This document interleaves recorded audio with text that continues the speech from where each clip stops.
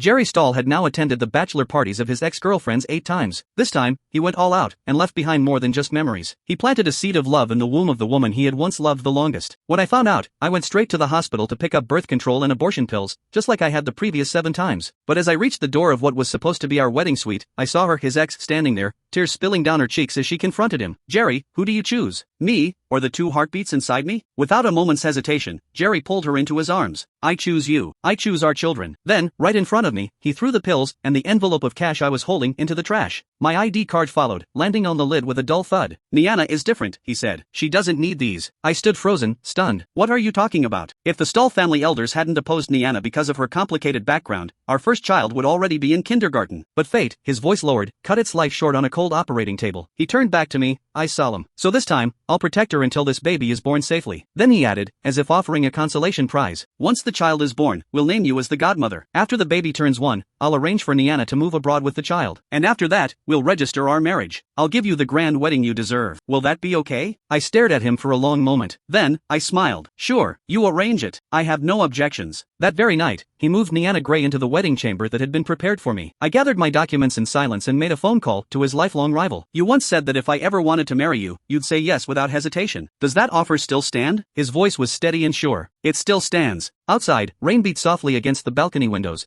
as if washing away the bitterness that had built up in my chest. "Then, can we get married 3 days from now?" I asked. There was a pause. Then, "Sure, I'll see you at the city hall. Don't forget to bring your ID." After the call, I took out a wet wipe and gently cleaned the smudges from my ID card. Earlier today, Jerry had tossed it onto the trash can lid like it was meaningless. And in that moment, I realized he never truly cared. Not about my feelings. Not about our supposed marriage. He could delay at any time, using any excuse. From his bachelor party, to the 7 exes who got pregnant one after another, to me quietly cleaning up the messes each time, and now waiting for Niana to give birth. I sighed, feeling a dull ache in my chest. 11 years. I had loved him for 11 years. I thought that today, finally, my secret crush that began at 15 would have a beautiful ending. That Jerry and I would get our happy ending. But instead, a cold gust swept into the room, making my eyes sting. Tears blurred my vision. The butler entered silently and placed the tablet in front of me. It was still on a video call. Jerry's face filled the screen, glowing with residual joy. The camera tilted slightly and I caught a glimpse of a delicate pink sleeve draped over his hand, his veins standing out beneath her soft skin. I looked away, my throat tightening. "What is it?" His smile faded, his expression cooling as he turned the camera toward the floor. A pile of items lay there, remnants of the life that was meant for me. "Niana doesn't like these things," he said flatly. "I'm planning to get rid of them. Do you want them? If you do, I can have someone deliver them to your place." I quietly studied each item in the pile. There was the hand-sculpted clay figure, crafted by Jerry himself at a luxury clay studio he'd taken me to for my birthday. It had been his surprise gift to me that year. There was the silver-threaded, butterfly-tailed wedding gown, a showpiece from an elite overseas auction. Jerry had paid an exorbitant price for it. When it was airlifted home, I had never seen him smile so genuinely. "You'll look stunning in this dress at our wedding," he'd said. There were also the bright red double happiness characters we had cut out together, the balloons we tied with laughter, the matching bedding dolls we picked out with such care. Once, these items had been precious memories. Now, they were tossed aside like garbage. My heart sank, slowly, steadily, until it felt like it had hit rock bottom. Before I could say a word, Niana appeared on the screen. She leaned playfully against Jerry, her voice light and teasing. So Jerry wasn't lying. Sister Luna's taste really is unique. Who still uses these bright red decorations at weddings these days? They're so outdated. The only thing remotely salvageable is that dress, but even that butterfly tail ruins it. Jerry chuckled and gently pinched her cheek, his eyes full of warmth. "I'll take you to the next auction. Whatever you like. Just bid on it." Yay! Jerry is the best. I bit down the rising ache in my chest and took a steadying breath. I couldn't bear to watch them flirt a second longer. "I don't want any of those things," I said flatly. "Do whatever you want with them." Then I added, my voice sharper than I'd ever used with him before. "Also, Jerry, she's 2 years older than me, same age as you, and she calls me sister. Don't you think that's a little off?" It was the first time I'd ever confronted him so directly. For a moment, he looked completely stunned. But Niana reacted first, bursting into tears. I didn't mean anything by it. "I'm sorry, Sister Luna. I just wanted to get closer to you." I cut her off coldly. "There's no need for that. Now or in the future, there will never be any relationship between us." Her sobs grew louder, her delicate shoulders trembling. Jerry pulled her into his arms, soothing her with soft pats on the back and gently wiping her tears away. Then he turned back to the screen and glared at me. "Niana did nothing wrong. You're the one out of line, Luna. What's gotten into you today? You've never been this difficult before." He narrowed his eyes. "What do you mean you don't want to be close to her? Niana's child is supposed to recognize you as their godmother. She's trying to be kind and you're mocking her? That's just arrogant." I gave a bitter smile. He only ever saw me as someone who never made things difficult for others. He never once considered how many times others had made things difficult for me. "Jerry, her child doesn't need me as a godmother and she doesn't need to be close to me. As for our wedding, there's no need to reschedule it." The room fell deathly silent. On the other end, The comforting murmurs stopped abruptly. Jerry's face darkened. He stared at the screen and said one word 3 times, each colder than the last. Good, good, good. Then the call cut off. Moments later, a video notification popped up on my phone. Hands trembling, I opened it. My wedding dress, the once pure white, intricately embroidered gown, was engulfed in flames. Jerry's voice followed, his tone frigid. You really thought you were going to be Mrs. Stahl, didn't you? You forgot your place. Luna, you're just an orphan the Stahl family took in out of charity. What right do you have to speak to me like that? If my mother and the other elders hadn't schemed to drive Niana away, do you think you would have ever climbed your way up to become the future Mrs. Stahl? You only had to wait another 10 months. 10 months and the title would have been yours. But you just had to ruin it all. This wedding dress is your lesson, Jerry said coldly. Once you calm down and truly accept Niana, then we can talk about holding the ceremony. I ended the video and collapsed onto the sofa, staring blankly at the ceiling. The cold wind brushed past, drying the tears that clung stubbornly to the corners of my eyes. For a moment, it felt like I was back in that freezing tunnel beneath the bridge alone, abandoned, numb. Jerry was right. I was just an orphan picked up by Madame Stahl. To be more precise, she pulled me from a river. I was 10. After enduring unspeakable abuse at the hands of the orphanage director, I'd run away, only to wander the streets, hungry, lost, shivering. People shoved me aside, hurled insults, looked at me like I was nothing. One night, desperate and hollow, I nearly ended it all. But then, Madame Stahl appeared. She brought me home, fed me, gave me a bed. She made sure I'd never have to beg for food again. From then on, I lived like a ghost in the Stahl household. I was tolerated, never embraced. Anyone could walk all over me, but not Jerry. He was the only one who ever smiled at me. When I was punished and denied dinner, he'd sneak out and buy me spicy crayfish. When I couldn't afford school supplies, he'd split his allowance and hand me a full set of beautiful stationery, one he had chosen himself. For my 15th birthday, he skipped his tutoring session and took me to a handmade clay studio. He used his entire year's allowance to mold a figurine just for me, something that would never fade, never crack, never break. Our Luna, he said that day, smiling at me with those eyes I could never forget. When you grow up, if you could wear a wedding dress as beautiful as this one and marry me, that would be wonderful. Even now, I still remember the wild rhythm of my heart. I want that too, I whispered. My voice was soft, too soft. I don't think he ever heard it. A few months later, Madame Stahl flew into an unexpected rage. Jerry was abruptly pulled from school and confined to the Stahl family's ancestral hall for a month of reflection. Worried, I went to visit him, only to learn he had brought Niana home behind everyone's back. She's the only bright spot in my boring life, he told me, almost dreamily. I miss her so much. It's my fault. I was too impatient. Has mother said when I'll be let out? The pang in my chest was sharp, blinding. My mind reeled. The joy I'd once felt was gone in an instant. I knelt beside him on the prayer mat, head bowed, suddenly too afraid to tell him the truth that Madame Stahl and the elders had already decided to groom me to be his future wife. He's only 17, yet he was willing to risk breaking ties with his family for a girl his age, Madame Stahl had said. He needs to learn a lesson. In Jerry's eyes, Madame Stahl was tyrannical and the elders were outdated and controlling. He resented their grip on his life, longed for independence. And I was the tool they'd chosen. They didn't need both of us under control, just one. If they could secure me as the future Mrs. Stahl, they believed Jerry wouldn't dare cut ties completely once he inherited the family business. Soon after, Niana was quietly sent away to study in another city. As expected, Jerry was released from the ancestral hall not long after. But half a year later, he found out about the family's plans about me. That day, he came to me in a fury. And he slapped me. Hard. From that moment on, he hated me. I couldn't sleep that night. I tossed and turned, heart hollow, ears ringing from the sting of that slap. The next morning, a call woke me. Just one sentence. Come to the old mansion. I knew then, Madame Stahl must have discovered Niana's pregnancy. I didn't hesitate. I packed my things and took a taxi straight to the Stahl family's ancestral home. When I arrived, Madame Stahl had already vented her fury. The moment she saw me, her teacup came flying across the room. It shattered at my feet. You're a useless girl, she shouted. After all these years and you still can't hold on to a man's heart? What good are you to the Stahl family?